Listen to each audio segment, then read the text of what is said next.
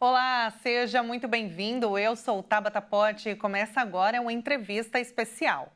Você sabia que setembro é o mês do coração? Isso porque as doenças cardiovasculares matam mais de 1.000 pessoas por dia no Brasil, segundo a Sociedade Brasileira de Cardiologia. E esse tipo de enfermidade é a principal causadora de óbitos no país. Por isso, a campanha Setembro Vermelho é uma iniciativa de conscientização para os cuidados com a saúde cardíaca e para a prevenção das doenças cardiovasculares. Vamos saber mais com a doutora Amanda Gonzalez, cardiologista do Hospital Sírio-Libanês. Oi, doutora, seja muito bem-vinda, é um prazer falar contigo. Olá, Tabata, eu que agradeço o convite. Doutora, a cada 40 segundos, segundo os dados, a cada 40 segundos, uma pessoa morre devido às principais doenças cardíacas aqui no Brasil. Os dados, eles realmente são muito alarmantes. Só que fazendo aquela pesquisa, a gente vê que boa parte dessas doenças, elas são preveníveis. Sim, Tabata, como você disse, a doença cardiovascular é a maior causa de morte em todo o mundo. Uma pessoa morre a cada 90 segundos. Então, isso traz para a gente uma situação que nós precisamos nos conscientizar. Aonde que a gente pode interromper, onde a gente pode atuar para que esses números eles diminuam. Então, como você disse, Tabata, as doenças cardiovasculares, na sua grande maioria, elas têm início em fatores comportamentais. Então, consumo excessivo de álcool, tabagismo, nossa dieta inadequada, então excesso de sal na dieta, excesso de açúcar, o sedentarismo são fatores comportamentais. E esses fatores comportamentais é que vão levar às doenças como hipertensão, como diabetes, como colesterol alto, como obesidade, que estão, por sua vez, diretamente associadas a mortes, ou eventos como derrame ou infarto, que podem levar à morte ou não. Portanto, tudo se inicia lá no fator comportamental e realmente nós podemos prevenir o mês do Setembro Vermelho, esse mês da conscientização, para que de fato a gente possa, além da gente procurar mais um médico, a gente fazer o nosso check-up, mas também da gente se conscientizar sobre as medidas preventivas. Agora, quais são as principais doenças, doutora? A gente está falando aí de uma gama, de doenças cardiovasculares. Sim. Se a gente for pensar assim, nas doenças cardiovasculares, que podem levar ao infarto ou ao derrame, a gente tem que lembrar da pressão alta, como eu disse, do colesterol alto, da obesidade, São doenças, que podem levar ao infarto, ao diabetes, ou ao derrame. Mas existem outras doenças cardiovasculares. Então, existem doenças cardiovasculares que são doenças que a pessoa já nasce com ela, são doenças que nós chamamos de congênitas, doenças cardiovasculares podem ser também doenças que as pessoas adquiriram num processo de infecção, como as miocardites, as doenças cardiovasculares. Outro exemplo de doenças cardiovasculares são as doenças genéticas, ou seja, as hereditárias, que nós herdamos, que muitas vezes elas não se manifestam no início, assim que a gente nasce, mas elas podem se manifestar ao longo da vida. Então, existem vários tipos de doenças cardiovasculares. É claro que como as doenças como o infarto e o derrame são as doenças que são as maiores causadoras, de morte, ou seja, que estão associadas a uma maior mortalidade, geralmente a gente cita elas, mas realmente existem vários outros tipos de doenças cardiovasculares. Eu nem citei todas aqui, tem as doenças das válvulas do coração, doenças, né, do sistema de condução do coração. Então, existem outras doenças, mas realmente o infarto e o derrame são as mais graves, que são as responsáveis por uma maior mortalidade, tá? Essas duas doenças que você mencionou, doutora, infarto e derrame, elas são. A pessoa contrai, enfim, desenvolve essa doença por conta dos comportamentos mesmo? Ou muitas delas têm uma predisposição, alguma outra doença que já deixava ela suscetível a ter essas doenças cardiovasculares? Tabata, sem dúvida, os fatores comportamentais que levam à pressão alta, diabetes, colesterol alto e obesidade são as grandes responsáveis. Mas sim, existe um fator genético, hereditário, que a gente não pode esquecer. Então, se eu tenho um histórico ali de um pai, mãe, irmãos, um familiar mais próximo que teve um derrame ou um infarto, mais novo, em torno de 60 ou 65 anos ou menos, realmente a gente tem que se preocupar, porque existe sim um componente genético e hereditário, não é a grande maioria, né? Realmente as outras doenças, né, estão mais associadas com o infarto e com derrame, mas existe sim um componente hereditário. Tendo esse componente hereditário, a pessoa, o paciente, ele consegue reverter essa situação ou diminuir as chances de desenvolver essas doenças? Sim, vamos imaginar que você já tem um componente hereditário, ou seja, você já tem ali na sua genética um risco maior de ter um infarto que seu pai teve. Se além disso você for inativo fisicamente, se além disso você é, tiver uma obesidade, um sobrepeso, tiver uma dieta inadequada, se além disso você desenvolver uma hipertensão, colesterol alto, uma diabetes, então a sua chance é ainda maior de que esse fator genético ele se mostre, ele apareça mais precocemente, Tabata? No caso, doutora, você mencionou alguns comportamentos, né, que aumentam as chances de risco de desenvolver as doenças cardiovasculares, como sedentarismo, má alimentação. Você citou o excesso de sal e também açúcar.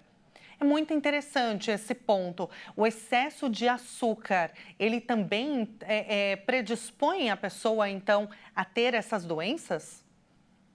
Sim, a gente não pode esquecer da obesidade, né?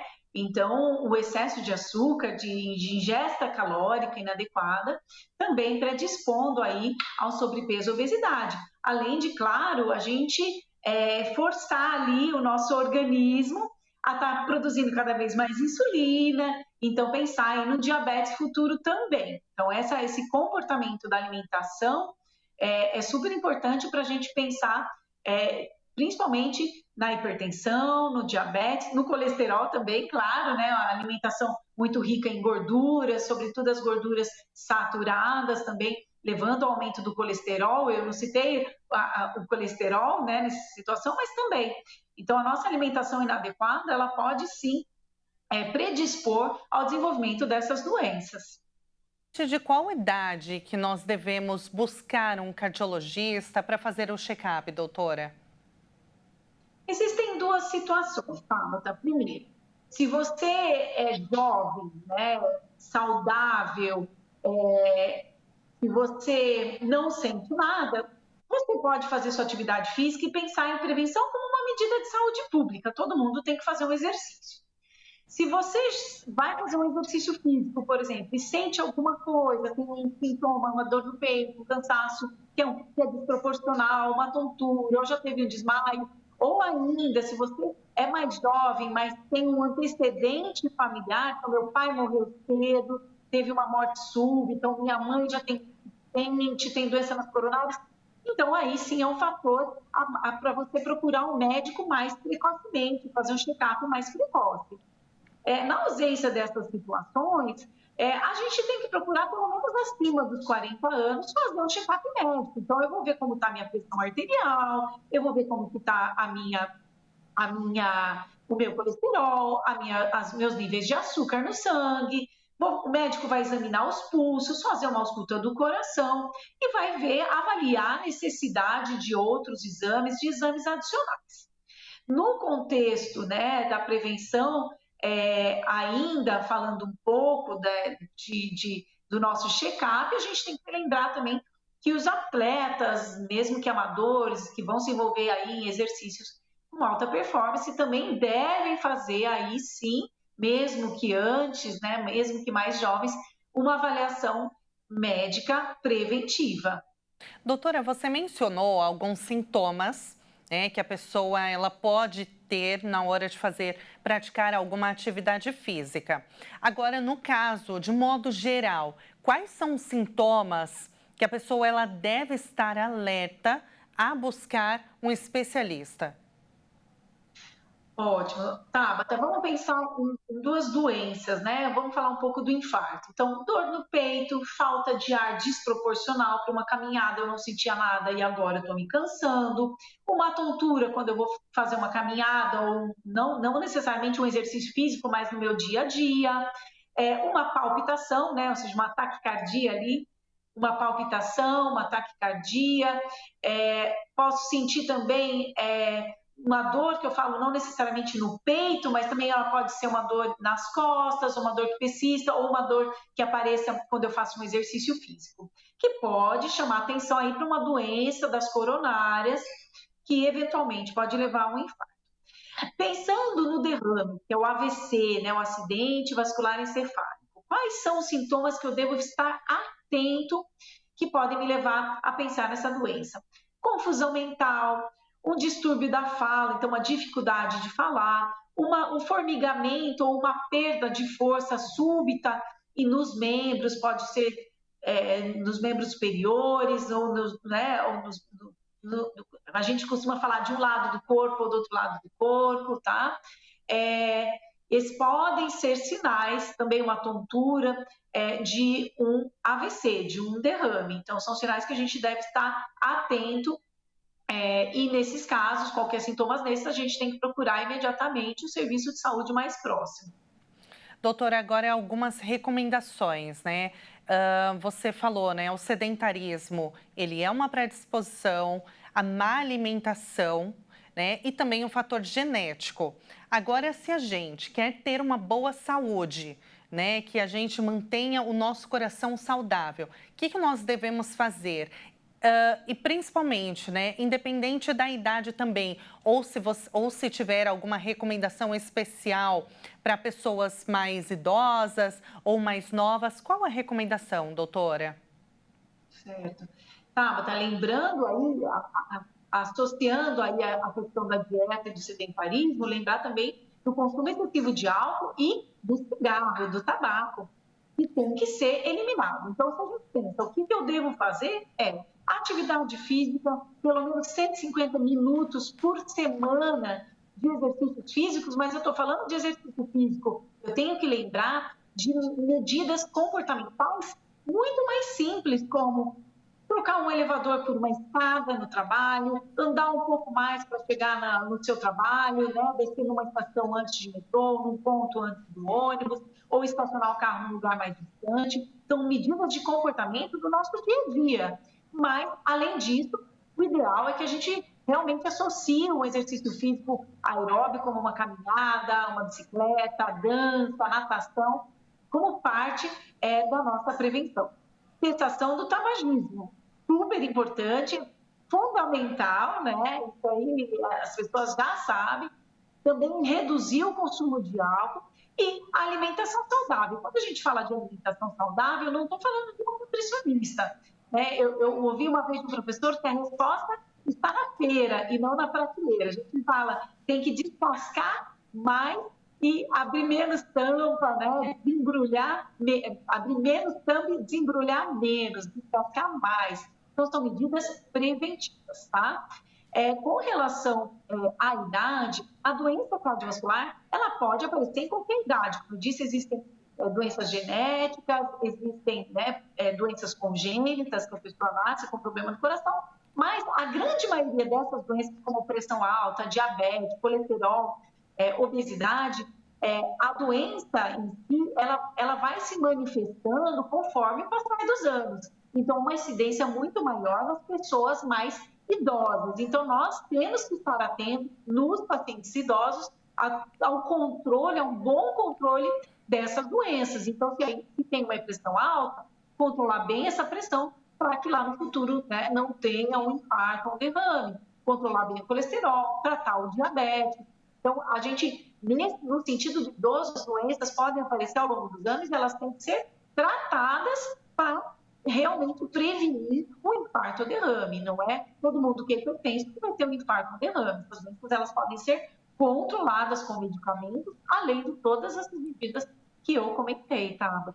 Perfeito, doutora. Muito obrigada por trazer aqui tantas informações que são essenciais para que a gente possa ter saúde e envelhecer bem. Doutora, muito obrigada. Foi um prazer te ouvir. Eu que agradeço o convite. Tá? E até a próxima. Obrigada. Nós acabamos de ouvir a doutora Amanda Gonzalez, cardiologista do Hospital Sírio-Libanês. Eu fico por aqui, mas você pode rever este programa no canal Jornalismo Hit TV no YouTube. Muito obrigada pela companhia e até a próxima. Tchau, tchau.